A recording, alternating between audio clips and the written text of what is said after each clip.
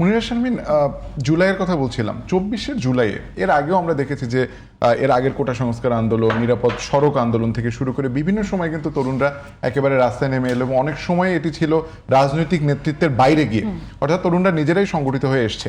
কিন্তু কতবার আসলে তরুণরা আসবে? কারণ সবশেষ 24শে জুলাই এবং তারপর 36শে জুলাইয়ের পরে যে 18 মাসের কথা ডাক্তার রাকিব বললেন, সেই 18 মাস এবং তারপরে এই 6 মাস রাজনীতিবিদরা কি আসলে তরুণদেরকে কোনোভাবেই রাজনীতিমুখিতা উপহার দিতে পেরেছে? এমন কোনো উদাহরণ সৃষ্টি করতে পেরেছে আপনারা সহ, এনসিপি সহ সব রাজনৈতিক দলকে এমন কোন উদাহরণ তৈরি করতে পেরেছে যাতে তরুণরা আসলে আশাবাদী হতে পারে?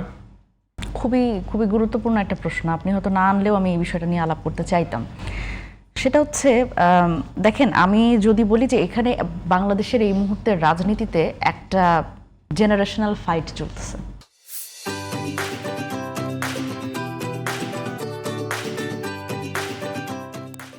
তো আমাদের যে জেনারেশন, আমি যদি বলি ডাক্তার রাকিব আছেন, আমাদের ছাত্র দলের যে ভাইরা আছেন, ছাত্র শিবিরের যে ভাইরা আছেন, ক্যাম্পাসে আমরা যারা একসাথে এই আন্দোলনগুলো করেছি এবং ফ্যাসিবাদী আমলে যারা আসলে এই হাসিনার বিরুদ্ধে যে আন্দোলনগুলো সেগুলো যারা করার সাহস দেখিয়েছে, আমরা কিন্তু কোনো একটা জায়গায় আমাদের কিন্তু একটা ঐকমত্য আছে যে আমরা একটা জায়গায় ঐকমত যে বাংলাদেশের একটা গুণগত পরিবর্তন দরকার এই রাজনীতিতে, রাজনৈতিক সংস্কৃতিতে এবং এই গণতান্ত্রিক কাঠামোতে। বড় দলগুলো যখন আন্দোলন করেছে, আপনি খেয়াল করে দেখবেন সেই আন্দোলন নির্বাচনের জন্য আন্দোলন, ক্ষমতার জন্য আন্দোলন।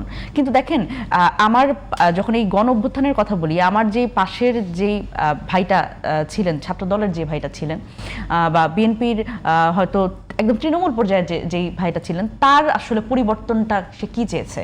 সে চেয়েছে যে ঘুম থেকে উঠলে তার আর গুম হওয়ার টেনশন থাকবে না, সে যদি বাইরে যায় তাকে সাদা পোশাকে কেউ তুলে নিয়ে যাবে না, বাংলাদেশে যে এই 800, 700, 800 আয়নাঘর হয়েছে সেই আয়নাঘরে তাদের যেতে হবে না, তারা শুধুমাত্র বিরুদ্ধ মত দেখে তাদের উপর দমন পীড়ন করা হবে না, এবং এই যে সন্ত্রাস, যে মানে শিক্ষাঙ্গনে যে সন্ত্রাসী একটা কর্মকাণ্ড যেটা আমরা দেখি সবসময়, এই শিক্ষাঙ্গনে সন্ত্রাসটা আসলে কমবে কোনোভাবেই। এটা আসলে মানে কারো কেউ বিরুদ্ধ মত বলে সেখানে আসলে কোনোভাবে হামলা করা যায় হবে না, এইরকম একটা সংস্কৃতি কিন্তু আমরা চেয়েছিলাম। কারণ এই প্রত্যেকটা দলের যে আমাদের জেনারেশনটা, তারা কিন্তু ওই মার খাওয়া মানুষগুলোই। আমরা ক্যাম্পাসে বিভিন্ন সময় ছাত্র লীগের হাতে আমরা বিভিন্ন রকম সন্ত্রাসী কর্মকাণ্ডের ভিকটিম।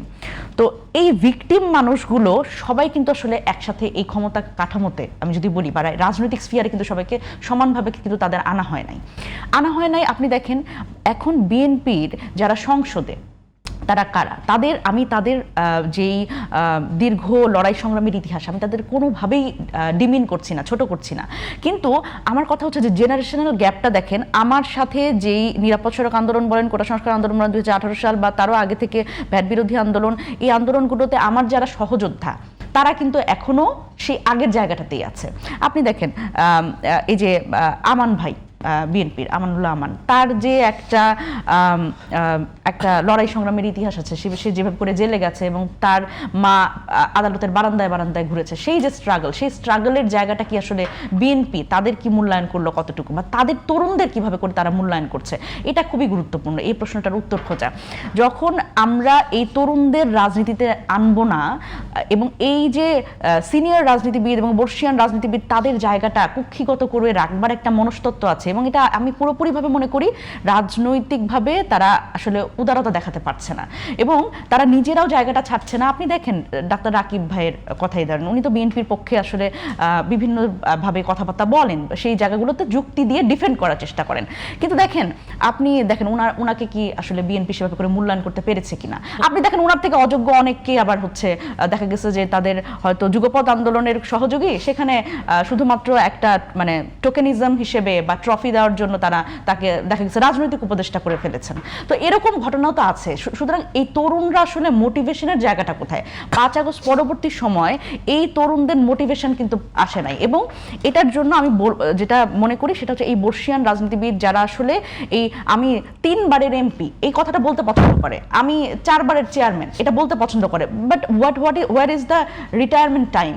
মানে এদের কি আসলে রিটায়ারমেন্ট দরকার নাই নাকি? এটা একটা ব্যাপার, যে তারা আসলে যেইখানে আছে সেই জায়গাটা কোনোভাবে ছাড়বে না। এবং এটার ফলে যেটা হয়েছে, আমরা কিন্তু এই সংস্কৃতিটা পরিবর্তন করতে পারি নাই। আপনি দেখেন যে এই পুরনো রাজনীতিবিদদের যে মনস্তত্ত্ব, তারা সংস্কার বিরোধী এক ধরনের মনস্তত্ত্ব, কারণ এই সেটেলমেন্টের সাথে তো তারা পরিচিত। এখন এই নতুন সেটেলমেন্টের কথা যখন আমরা বলছি, আমরা যখন বলছি যে এনটিআরসির এই যে যেভাবে করে নিয়োগ, এই নিয়োগ প্রক্রিয়ায় আপনারা থাকেন, আপনারা ম্যানেজমেন্ট কমিটির মাধ্যমে দিয়ে না, তখন তারা ভাবছে যে কেন এটা হলে তো আমাদের লাভ নাই, আমাদের তো পার্সেন্টেজ খাইতে হবে, এটা তো তারা পারতেছে না।